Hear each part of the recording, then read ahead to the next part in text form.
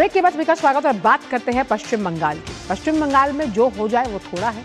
SIR पर फिर तकरार है और टीएमसी बीजेपी आर पार, क्योंकि एसआईआर पर ममता ने, क्योंकि ममता बनर्जी जो कि मुख्यमंत्री है पश्चिम बंगाल की, बड़े फिल्मी स्टाइल में धमकी दी है। आखिरकार ये धमकी किस तरह से भड़काऊ भाषण के रूप में कृष्णानगर के मंच से दी गई, महिलाओं की लामबंदी क्यों की गई एसआईआर के खिलाफ, आइए आपको समझाते हैं हम हमारी खबर के जरिए। तो एसआईआर पर किस तरह से ममता सरकार का डबल स्टैंडर्ड सामने आया। ममता बनर्जी ने एक भड़काऊ बयान दिया। उन्होंने कहा कि फॉर्म जमा करने की जो अंतिम तिथि है उस पर बवाल। ममता बनर्जी ने फॉर्म नहीं भरने का दावा किया। पहले वो कह रहे थे कि वो फॉर्म खुद अगर नहीं भी भर रही तो किसी को फॉर्म भरने से नहीं रोकेंगी, उनके जो लोग हैं पार्टी के वो मदद करेंगे, लेकिन पलटती हुई और सीएम के फॉर्म भरने पर, क्योंकि वो लगातार ये सवाल उठा रही है कि मैं मुख्यमंत्री हूं तो मैं फॉर्म क्यों भरूं, इस सवाल पर कहीं ना कहीं बौखलाहट और आग बबूला होती हुई नजर आई ममता बनर्जी। लेकिन एसआईआर पर किस तरह से ये स्पष्टीकरण सामने आया, क्योंकि जो भी पश्चिम बंगाल में किया जा रहा है वो संवैधानिक कानूनी प्रक्रिया के अंतर्गत आता है।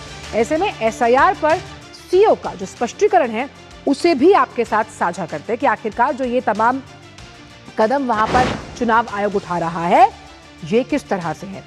तो सीओ का स्पष्टीकरण ये कहता है कि राष्ट्रीय चुनाव कानून की धारा 4D का हवाला ये है कि न्यायपालिका, जनप्रतिनिधि, प्रतिष्ठित लोग फ्लैग्ड मतदाता है और क्योंकि ममता बनर्जी सीएम है वो फ्लैग्ड मतदाता के रूप में अंकित है। सामान्य मतदाताओं को नहीं मिलता ये सुरक्षा कवच, यानी कि चाहे अगर उन्हें फॉर्म भरना है वो फ्लैग्ड मतदाता की श्रेणी में आती है और उन्हें फॉर्म भरना होगा। लेकिन जो मसौदा तैयार किया गया, जो मतदाता सूची तैयार की गई, जो सुर्खियां बटोर रही है, क्योंकि ऐसे कई मतदाता हैं जिनके नाम जब मैपिंग की गई तो उस सूची से हटाए गए। यही तो है ना एसआईआर का मुद्दा कि कैसे आप जो तमाम अशुद्धियां हैं चुनावी प्रक्रिया में उसे हटाया जाए। तो आपको बताते हैं कि आखिरकार कितने लोगों के नाम जो हैं वो हटाए गए। लेकिन उससे पहले आपको बताएं कि एसआईआर पर जो ये स्पष्टीकरण आया, सामान्य मतदाताओं को ये सुरक्षा कवच नहीं मिलता, लेकिन क्योंकि वो फ्लैग हैं और उनका नाम इसमें अंकित है। तो आइए अब आपको बताते हैं कितने नाम हटे। तो जो जिनको जो मृत्यु को प्राप्त हुए, जो मृत हैं वो 24 लाख हैं, उनका नाम हटा। लापता जो लोग हैं वो 12 लाख बताए जा रहे हैं। स्थानांतरित जो हैं, जो छोड़कर चले गए, वो 19,93,000 के आसपास है। डुप्लीकेशन अगर देखी जाए तो वो भी 1,37,000 के पास है और अन्य को अगर जोड़ा जाए वो 58, यानी कि 58 लाख जो मतदाता है उनके नाम हटे हैं। और ऐसे में ममता सरकार के काम करने के रवैये पर बहुत सवाल उठते हैं। ऐसे बहुत से सवाल जो वोट बैंक की राजनीति से परे हैं और इनका जवाब, क्योंकि वो इस सूबे की मुख्यमंत्री साहिबा हैं, जवाब देना जरूरी है। और सवाल ये कि कैसे जो उज्जैनी है और सेल्फ मैपिंग पर सवालिया निशान है। तमाम जो विसंगतियां हैं उसके चलते सीईओ का जो कार्यालय है उसे संदेह हुआ और पुजैनी मैपिंग और सेल्फ मैपिंग से क्या पता लगा कि बेटे की आयु बाप से भी ज्यादा है और ऐसा दस्तावेज जिसमें ये गंभीर विसंगतियां कई जगह पाई गई। मतदाताओं के पते जो थे वो अशुद्ध थे। एक ही मतदाता का जो पता है वो अलग अलग जिले में पाया गया। ये कैसे पता लगा, इस विसंगति को हम कैसे नैब कर पाए, कैसे इसमें हम इस जो किला है ममता बनर्जी का जिसमें वोट बैंक की राजनीति फल फूल रही थी उसमें कहीं ना कहीं सेंध लगाई है चुनाव आयोग ने, क्योंकि पता चला कि आखिरकार ये विसंगतियां कैसे हैं। और आप देखिए कि रिश्तेदारों को गलत रूप से दर्ज करवा रहे हैं मतदाता ताकि ज्यादा से ज्यादा वोट जो है वो जा पाए। ऐसे में वो कहते रहे कि जनाबे आली कुछ खफा खफा से नजर आते हैं मुझसे, और कुछ ऐसा ही हाल ममता सरकार का है। अब सीधी सी बात है, आपके मतलब की बात नहीं हो रही तो आप नाराज हैं। ऐसा ही होता है ना, अगर आपके मतलब की बात जब तक नहीं होती है तो आप खफा हो जाते हैं। खफा लग रही हैं इलेक्शन कमीशन से ममता बनर्जी। बहुमंजिला इमारतों में बूथ सर्वेक्षण से भी नाराजगी है और जो मुख्यमंत्री ममता बनर्जी हैं वो इस फैसले का विरोध करती हुई नजर आ रही है। तो इन तमाम मुद्दों पर विस्तार के साथ सौरभ दत्ता जो हैं वो जुड़ गए हैं। तो सौरभ, साफ तौर पर अगर देखा जाए तो ममता बनर्जी की बौखलाहट ये दर्शा रही है कि हर मुद्दे को जो कि एसआईआर से जुड़ा हुआ है, चाहे वो हम बहुमंजिला इमारतों में सर्वेक्षण की बात कर रहे हैं या जिस तरह से संवैधानिक प्रक्रिया को निभाया जा रहा है, उससे वो कहीं ना कहीं खफा हैं।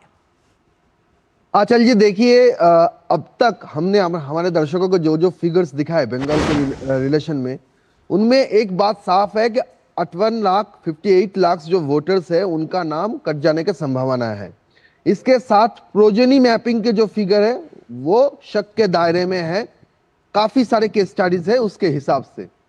और इसके बाद आप 7 करोड़ 66 लाख वोटर है बंगाल के, अगर 58 लाख अगर उनका नाम संभावना काट जाएगी, और यहाँ पे प्रोजेनी मैपिंग में जो फिगर है जो 50% वोटर है यहाँ का, वहाँ प्रोजेनी मैपिंग के अंदर आता है। ये भी अपने आप में एक चौंकानी वाली बात है कि 100% वोटर्स में 50% के वोटर्स ऐसे हैं जिनके 2002 में कोई अपना नाम नहीं है, इसलिए उनको या तो पिता या फिर माता या फिर ग्रैंड पेरेंट्स या फिर काका, इनका सब नाम देना पड़ा।